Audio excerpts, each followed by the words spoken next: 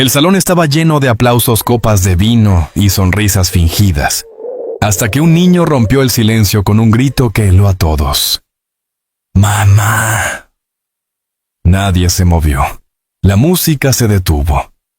El hijo del millonario corrió entre los invitados y se lanzó a los brazos de la empleada doméstica, mientras ella lloraba sin entender cómo aquel pequeño podía reconocerla. Lo que pasó después cambió para siempre la vida de todos los que estaban allí. Y antes de seguir, permíteme desearte salud y paz. Dime, ¿desde qué país y a qué hora estás viendo esta historia? En la mansión de la Eliana el sonido más fuerte no era el del reloj ni el del viento, sino el vacío que dejaba un niño que no hablaba desde hacía un año. Álvaro Herranz observaba el jardín cubierto de hojas secas. La brisa de otoño levantaba un leve polvo dorado, y por un instante le pareció escuchar la risa de Elena entre los naranjos. Cerró los ojos. La memoria era cruel, regresaba sin aviso con la precisión de un reloj roto. Detrás de él Martín movía su pequeño coche rojo, entre las baldosas del suelo. Ida y vuelta, ida y vuelta. Tenía apenas 2 años, y desde la muerte de su madre, no había pronunciado palabra. Solo lo seguía con la mirada como si aquel coche pudiera llevarlo a donde ella estaba. Álvaro recordaba las noches en que Elena cantaba nanas, y ahora cada vez que Martín guardaba silencio sentía que ese silencio era un reproche que le quemaba el alma. Cada mañana repetía el mismo ritual café periódico silencio. Fingía leer, pero sus ojos no pasaban de la primera línea. La taza se enfriaba entre sus manos, y el olor a café tostado apenas lograba disimular el aire de tristeza que flotaba por toda la casa. Sobre la chimenea la fotografía de Elena seguía enmarcada con flores marchitas. La había conocido en la universidad cuando ambos soñaban con construir una familia luminosa. Ahora ese sueño se había convertido en una casa llena de ecos. A media mañana Mateo Robledo, su amigo y abogado, llegó sin avisar. Traía un aire de preocupación y una carpeta bajo el brazo. «Deberías salir un poco», Álvaro dijo con tono suave. «Valencia está preciosa en esta época. O al menos deja que el niño vea otras caras». Álvaro respondió sin apartar la vista de la ventana. «Lo intento, Mateo». Pero él no reacciona. Mateo observó al pequeño que no giró siquiera la cabeza. Quizás alguien nuevo en la casa podría ayudar. Una persona amable que no tenga recuerdos del pasado. Álvaro asintió lentamente. «Buscaré a alguien», murmuró más para sí que para su amigo. Aquella tarde Sofía Velarde llegó a la mansión. Era la prometida de Álvaro, una mujer de belleza elegante y maneras ensayadas. Su perfume caro precedía sus palabras. Otra vez tan serio, bromeó dejando su bolso sobre el sofá. «Tenemos que definir la fecha del compromiso». Álvaro asintió distraído. Sofía desplegó una revista de bodas señalando flores, menús, vestidos. Hablaba con entusiasmo mecánico sin notar el vacío en la mirada de su pareja. «Podríamos hacerlo en la Ciudad de las Artes, sería perfecto». «Como quieras», respondió él. Sofía lo miró impaciente. «Ni siquiera me miras cuando hablo». «¿En qué piensas todo el tiempo?» «En él», dijo Álvaro mirando a Martín. «En lo que le falta». Sofía se encogió de hombros. «Necesita disciplina, no lástima». «Los niños se adaptan rápido». Álvaro suspiró. «No todos». Ella se inclinó para besarlo, pero él apenas respondió. El cochecito de Martín cayó al suelo con un golpe seco. El niño permaneció inmóvil, sin expresión, sin un solo gesto. Sofía se apartó incómoda. «¿Ves?», susurró. «Ni siquiera reacciona». Álvaro se agachó, recogió el coche y lo colocó de nuevo en las pequeñas manos del niño. «Este coche fue un regalo de su madre», dijo en voz baja. «Todavía espera que ella vuelva por él». La tarde cayó lentamente sobre la casa. Las luces del jardín se encendieron una a una, y las sombras se alargaron por las paredes como recuerdos que se resisten a irse. Sofía se marchó al anochecer con el eco de sus tacones perdiéndose en el patio. Cuando el portón se cerró, Álvaro permaneció solo. El mayordomo le recordó que Mateo enviaría a una candidata para el puesto de asistenta. Él apenas asintió. No esperaba gran cosa. Pero por primera vez en mucho tiempo, se sorprendió deseando que aquella voz infantil que no escuchaba desde el funeral volviera a llenar la casa. A la mañana siguiente, el sol filtrado por las cortinas dibujaba un tono cálido sobre el suelo. Sonó el timbre. El mayordomo abrió la puerta y una joven apareció en el umbral con una carpeta en la mano y una expresión de esperanza. «Soy Lucía Delgado», dijo con voz tranquila. «Busco empleo temporal». El aire pareció detenerse. Desde la escalera Martín levantó la cabeza por primera vez en meses. Sus ojos antes vacíos destellaron un instante de reconocimiento que nadie supo explicar. El sol de la tarde bañaba Valencia con una luz dorada. En la mansión de los Herranz, el aire olía a azahar y a vino joven. Todo estaba preparado para el compromiso de Álvaro y Sofía, mesas de cristal bajo los naranjos manteles color marfil, músicos, afinando cuerdas junto a la fuente. Aparentemente era un día de celebración. Pero en el fondo el ambiente tenía algo de esfuerzo, como si todos fingieran alegría. Lucía, contratada hacía 2 semanas, caminaba con pasos suaves entre los empleados. Vestía de manera discreta y evitaba llamar la atención. Sin embargo, había en ella una calma natural, un modo de doblar la ropa de Martín o servirle el desayuno que llenaba la casa de una tibieza olvidada. El niño la seguía con los ojos. No hablaba, pero su mirada antes vacía empezaba a reconocer algo familiar en aquella mujer. Álvaro lo notó un par de veces, aunque lo atribuyó a la simple novedad. «Se siente más tranquilo contigo», dijo una mañana sin levantar del todo la vista. Lucía sonrió apenas. «A veces los niños no necesitan palabras, solo alguien que no les tenga miedo». Esa frase se le quedó grabada. Aquella tarde la mansión se transformó en un escaparate de lujo. Llegaron empresarios políticos y viejos conocidos de la alta sociedad valenciana.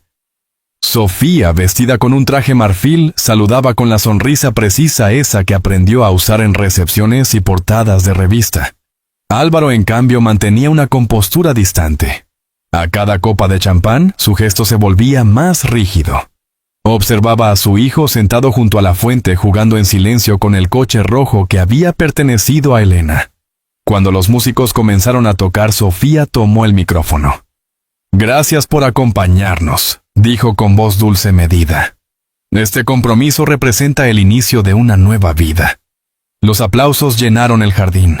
El tintinear de copas cubrió todo, hasta que un pequeño sollozo rompió el equilibrio. Martín se removía en su asiento. La música, las luces, la gente desconocida. Todo lo abrumaba. El coche rojo tembló en sus manos.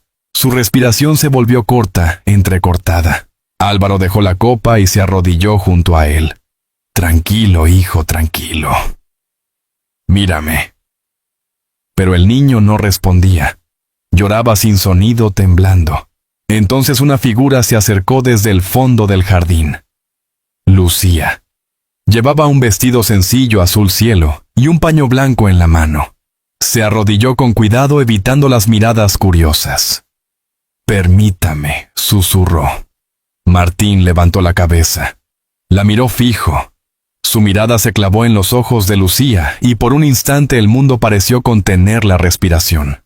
El jardín se congeló en un vacío atónito, como si el azahar mismo hubiera detenido su perfume. Sus labios temblaron y de su garganta brotó un hilo de voz que rompió el tiempo. «Mamá». Un murmullo de asombro recorrió a los invitados. Sofía palideció. Álvaro se quedó inmóvil, sin aire. El niño se lanzó a los brazos de Lucía, aferrándose a su cuello con la desesperación de quien encuentra refugio tras una tormenta. «No, cariño». «Te equivocas», susurró ella temblando. Pero Martín no la soltó. Mamá repitió, y aquella palabra resonó como una campanada que despertaba viejos dolores y nuevas verdades. Los invitados se miraban incómodos. Sofía se acercó a Álvaro con una sonrisa que apenas sostenía. «Es una confusión infantil», murmuró. «Pero sería mejor que le pusieras límites. La gente observa». Álvaro no respondió. Su mente era un remolino de emociones. Un año entero esperando escuchar una sola palabra de su hijo. Y había sucedido frente a una desconocida. La fiesta se desmoronó en cuestión de minutos. Los músicos guardaron los instrumentos, los sirvientes recogían copas medio vacías, y el perfume del azahar se mezcló con el de la vergüenza. Sofía se retiró a su habitación roja de furia. Lucía, en la cocina, se sentó un momento junto al fregadero. Se miró las manos temblorosas aún húmedas de lágrimas infantiles. No debí venir, murmuró. Esto no debía pasar. Arriba Sofía arrojó un vaso contra la pared. No voy a permitir que me ridiculicen en mi propia casa, dijo con voz baja helada. En el despacho contiguo, Álvaro la escuchó. No dijo nada. En el cristal de la ventana vio su propio reflejo, y pensó en lo frágil que se había vuelto su mundo un castillo hermoso, con cimientos de arena. Esa noche Martín durmió aferrado al coche rojo. Lucía lo había dejado junto a él arropándolo con la delicadeza de una madre que ya ha despedido demasiadas veces. Afuera el viento movía las cortinas trayendo olor a naranjos. En algún rincón de la casa, entre la culpa y el desconcierto, algo había cambiado para siempre. La mañana después de la fiesta amaneció gris sobre Valencia. Un cielo pesado sin reflejos cubría la mansión Herranz. El aire tenía el sabor metálico que deja la vergüenza después de una noche de apariencias. Nadie hablaba demasiado. Los empleados caminaban con pasos leves, evitando el crujir del suelo. Sofía no había salido de su habitación desde el escándalo, y Álvaro desayunaba sin apetito mirando a su hijo jugar con el coche rojo sobre las baldosas. Cada vez que Lucía pasaba cerca, el niño levantaba la vista. No decía nada, pero una sonrisa apenas visible le temblaba en los labios. Era suficiente para que el aire se sintiera distinto. Álvaro lo observaba con una mezcla de asombro y alivio. Después de tanto tiempo, Martín parecía volver de un lugar lejano. El sonido de tacones interrumpió el momento. Sofía apareció en la puerta. Iba impecable, maquillada con precisión quirúrgica, como si su rostro fuera una máscara recién pulida. «Buenos días», dijo con una sonrisa tensa. «Espero que hoy todo esté más tranquilo». Lucía bajó la cabeza. Álvaro, sin mirarla, respondió: «No fue culpa de nadie. El niño se asustó con tanta gente». «Claro», contestó ella sosteniendo la mirada sobre Lucía. «Los niños confunden fácilmente el cariño con la costumbre». El comentario flotó en el aire cargado de veneno. Luego Sofía se marchó con el mismo perfume caro que dejaba siempre tras de sí, pero esa vez con un dejo amargo como de derrota. Esa tarde subió al despacho y cerró la puerta con llave. Había pasado la noche en vela repasando cada mirada, cada murmullo. Aquella empleada debía irse. No era solo orgullo, era miedo. Sofía había crecido en la sombra de una madre infiel y un padre ausente. Aprendió que el amor era un lujo inestable, algo que podía serle arrebatado en cualquier momento. Y ahora ver a ese niño aferrarse a otra mujer le despertaba viejos fantasmas. Antes de que me borren de esta casa, pensó, me encargaré de hacerlo yo. Con manos firmes abrió su tocador. Tomó un collar de diamantes y lo guardó en un pequeño estuche. Bajó a la lavandería donde Lucía solía doblar la ropa y miró a su alrededor toallas limpias, olor a jabón y una cesta con el bolso de la joven. Abrió el cierre, metió el estuche entre las prendas y cerró de nuevo. Sonrió, pero su sonrisa tenía más tristeza que malicia. Horas después bajó al salón con gesto preocupado. «Álvaro, no encuentro mi collar. El de diamantes, el que llevé anoche». Él levantó la vista cansado. «Lo has buscado bien, sí, en todas partes. Me temo que alguien lo ha tomado». Sus ojos se posaron en Lucía con un aire estudiadamente casual. Lucía se quedó helada. «Perdón, no entiendo. Eres la única que entró en mi habitación esta mañana», respondió Sofía con voz fría. En ese momento Mateo apareció en el pasillo. «¿Qué ocurre, Sofía?», suspiró conteniendo una lágrima falsa. «Nada».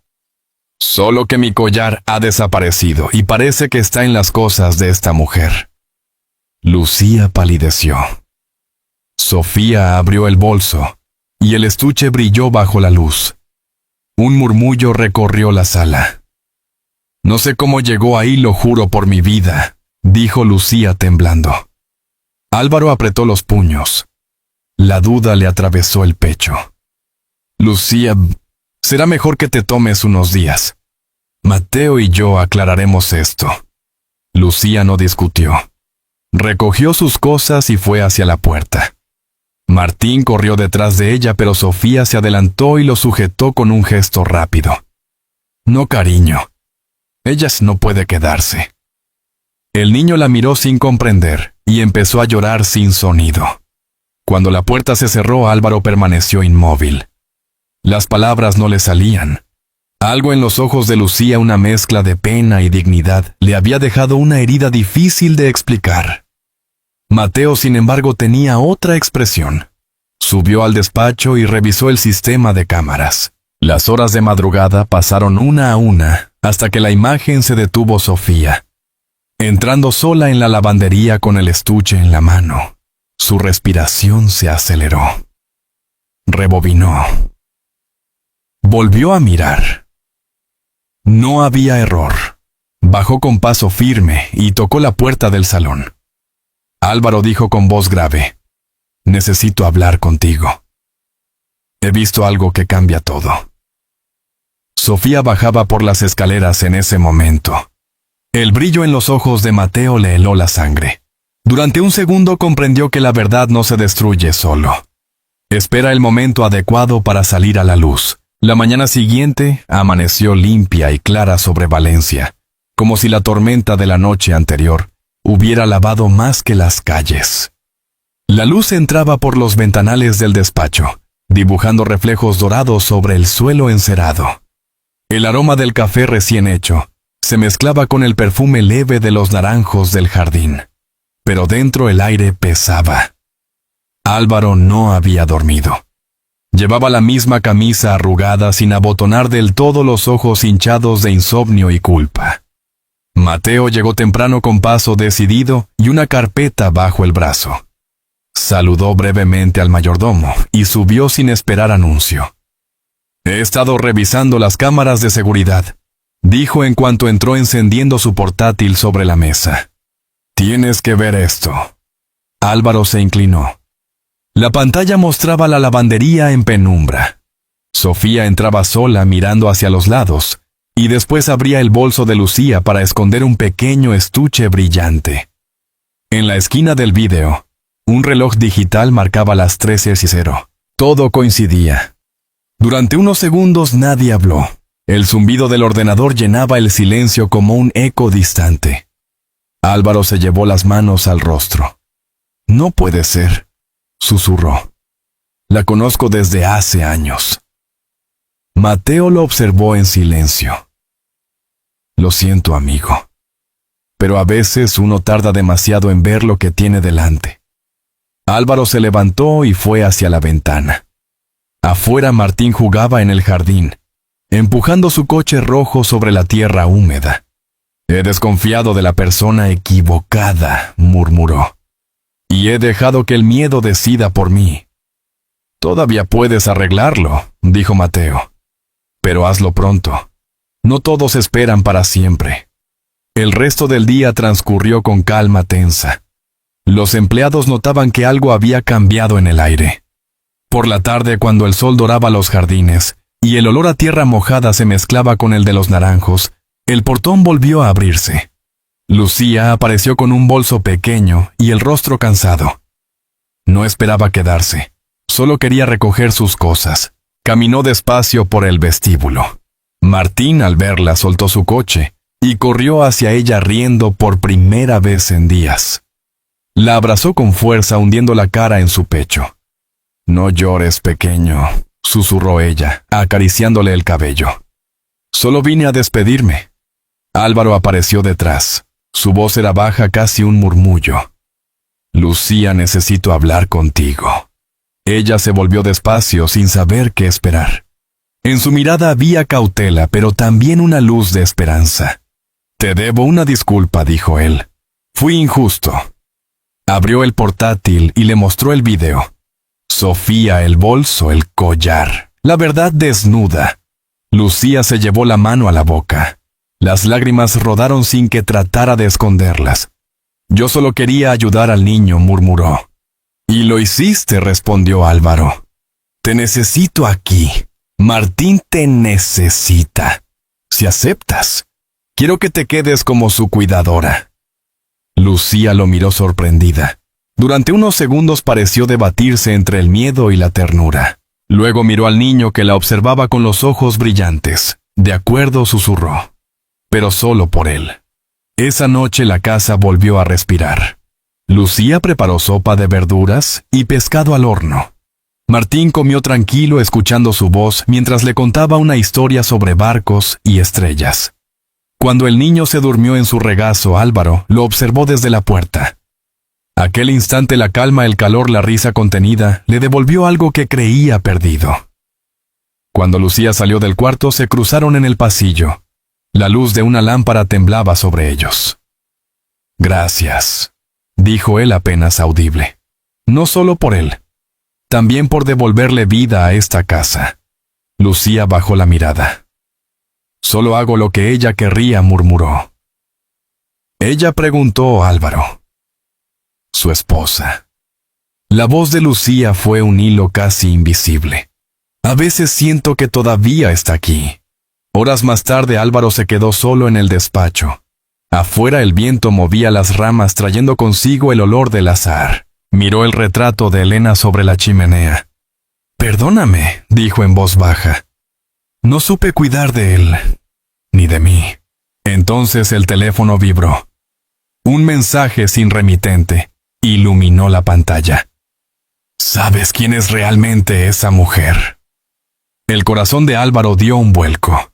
Alzó la mirada hacia el pasillo vacío. Por un instante la casa pareció susurrar entre las sombras.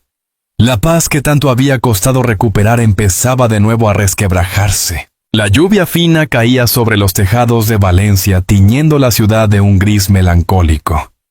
En la mansión Herranz, el sonido del agua golpeando los cristales era el único que rompía el silencio. Álvaro llevaba horas despierto sentado frente a su escritorio. Aún no podía borrar de su mente aquel mensaje anónimo. «¿Sabes quién es realmente esa mujer?». Una frase breve pero lo suficientemente precisa para resucitar viejas dudas que creía enterradas. Al amanecer bajó a la cocina. El olor a pan tostado y café lo recibió con una calidez que contrastaba con la tormenta interior. Lucía estaba preparando el desayuno. Martín, sentado en su silla, reía mientras golpeaba la mesa con la cuchara. Su risa llenaba la habitación como si espantara todos los fantasmas. «No recordaba este sonido», dijo Álvaro, apoyado en el marco de la puerta con una sonrisa tímida. Lucía levantó la vista.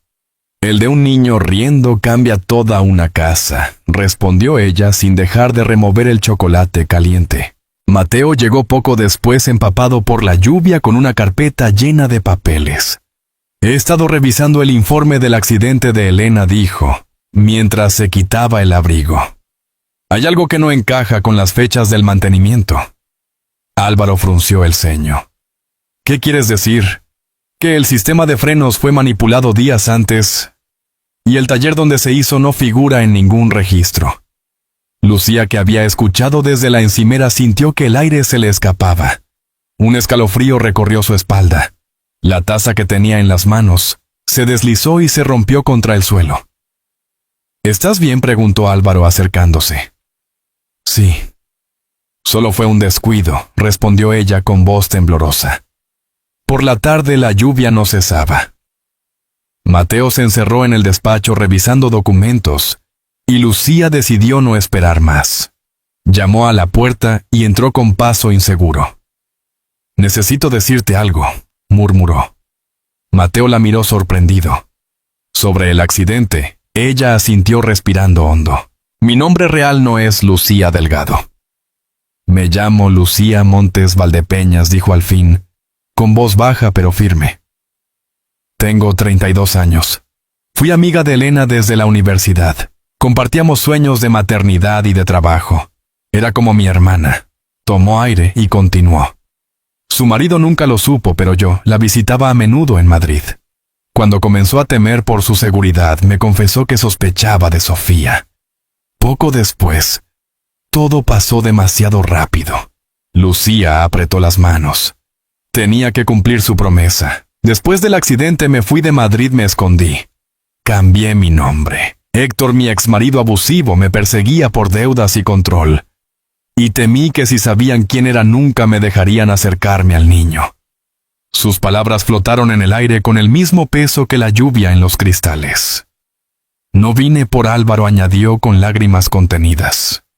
Vine por el pequeño, por cumplir la palabra que le di a Elena. Mateo la escuchó en silencio. Cuando terminó, asintió lentamente. A veces la verdad llega disfrazada de culpa, dijo. Pero lo que has hecho es lo más valiente que he visto en años. Esa misma noche, en otro punto de la ciudad, Sofía sostenía el teléfono con los dedos tensos. ¿Quién es?, preguntó. Soy Héctor Ugarte, respondió una voz grave. Me dicen que sabes dónde está Lucía. Sofía se quedó inmóvil. Sí. Y quiero que desaparezca. Mañana te enviaré la dirección. A la mañana siguiente, el cielo amaneció de un gris ceniza. La lluvia persistía fina y constante.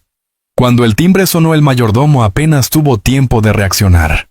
Un hombre alto de traje oscuro cruzó la puerta sin esperar invitación. He venido por Lucía, anunció Héctor, su voz baja pero cortante. Lucía retrocedió hasta el vestíbulo.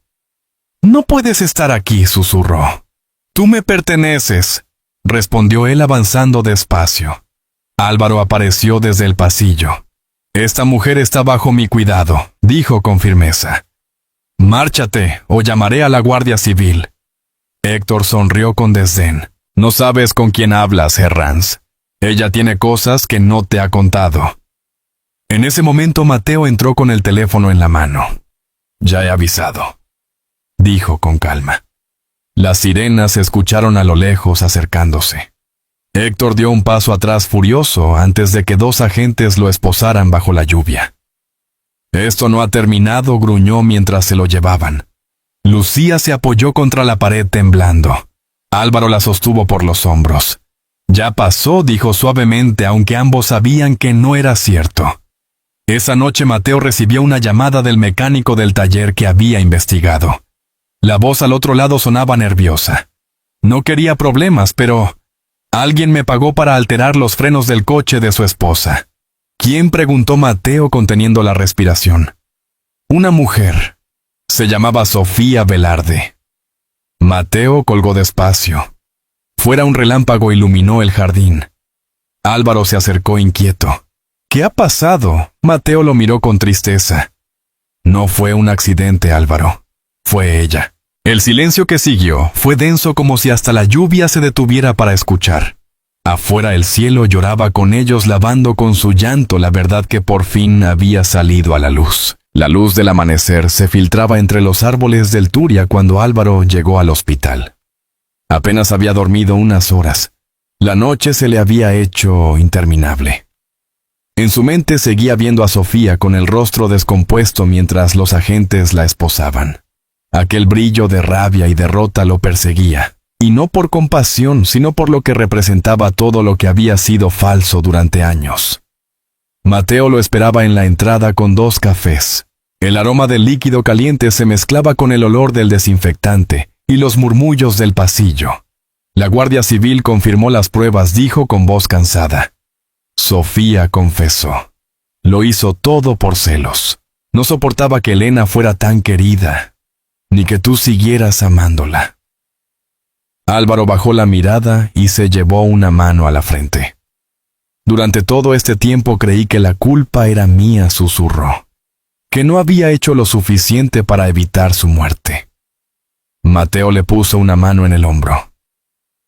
Ahora lo sabes. No fue tu culpa, y lo importante es que no termines como ella, atrapado en el pasado. El silencio del hospital pesaba como una piedra. En otro ala del edificio, Lucía se sentaba junto a la cama de su padre. El anciano respiraba con dificultad, pero cuando la vio una sonrisa se dibujó en su rostro ajado. «Así que volviste», susurró con un hilo de voz.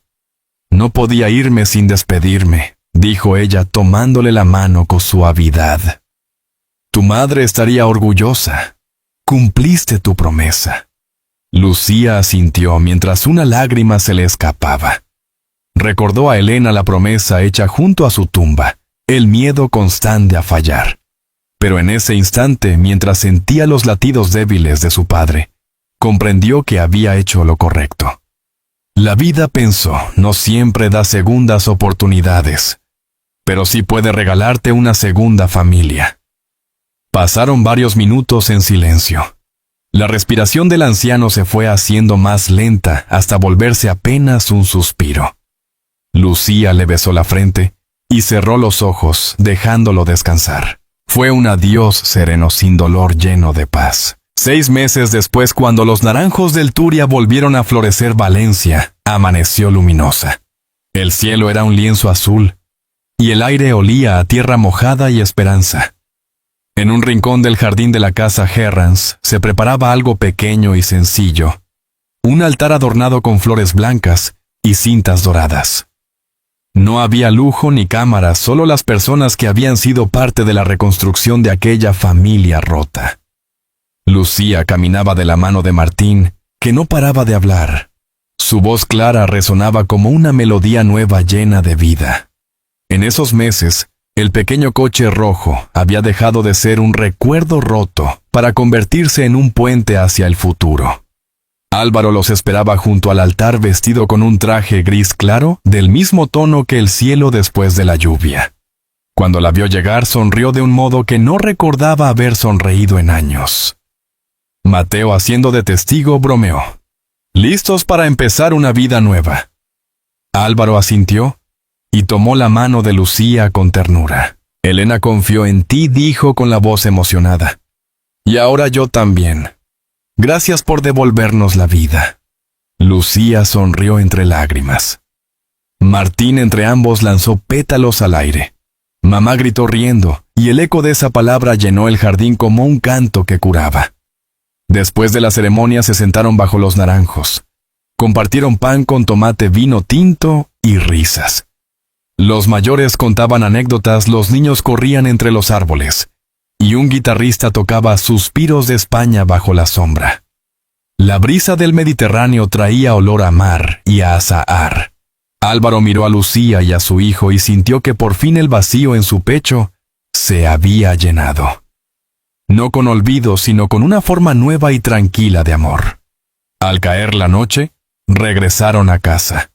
Lucía acostó a Martín, que se durmió abrazando su coche rojo. Álvaro entró en su despacho para ordenar algunos papeles. En un cajón olvidado encontró un sobre amarillento con la letra inconfundible de Elena. Lo abrió con manos temblorosas. «Si lees esto, es que confiaste de nuevo. Gracias por cuidar de ellos. El amor no se acaba, solo cambia de forma». Álvaro se recostó en la silla sosteniendo la carta sobre el pecho. Una lágrima se deslizó por su mejilla, no de tristeza, sino de gratitud. Afuera el viento movía las ramas de los naranjos. Adentro las luces de Valencia parpadeaban como promesas nuevas. Dentro de la casa Martín dormía profundamente, y el silencio por primera vez en mucho tiempo ya no dolía. Era un silencio lleno de paz, el mismo que anuncia que al fin todo está en su lugar. A veces la vida nos sorprende cuando ya hemos dejado de esperarlo. En la calma de un amanecer sobre el Turia, entre el olor de los naranjos y el murmullo del agua, quedó la imagen de 3 almas que encontraron la paz: Álvaro, Lucía y el pequeño Martín. Después de tantas pérdidas aprendieron que incluso los corazones más heridos pueden volver a florecer. Si esta historia te ha tocado el alma, escribe un 1 en los comentarios. Si crees que algo podría mejorarse, pon un 0. Y cuéntanos tu opinión. Esta historia nos recuerda que el amor verdadero no siempre llega con grandes gestos, sino con la paciencia de quien se queda con la ternura de quien cuida. Redimir el pasado no es borrar lo vivido, sino aprender a mirar el dolor con gratitud, porque solo el que se atreve a perdonar puede comenzar de nuevo. Como una lámpara encendida en la ventana durante la noche, un acto de bondad puede guiarnos incluso por los caminos más oscuros de la vida. Tarde o temprano todos necesitamos volver a casa, no a un lugar sino a un abrazo, a una voz, a una segunda oportunidad. Si esta historia resonó contigo, compártela para que más corazones recuerden que la familia no siempre se hereda. A veces se elige. Y cuando esta noche escuches el silencio, tal vez descubras como ellos que la verdadera paz llega cuando decidimos amar sin miedo.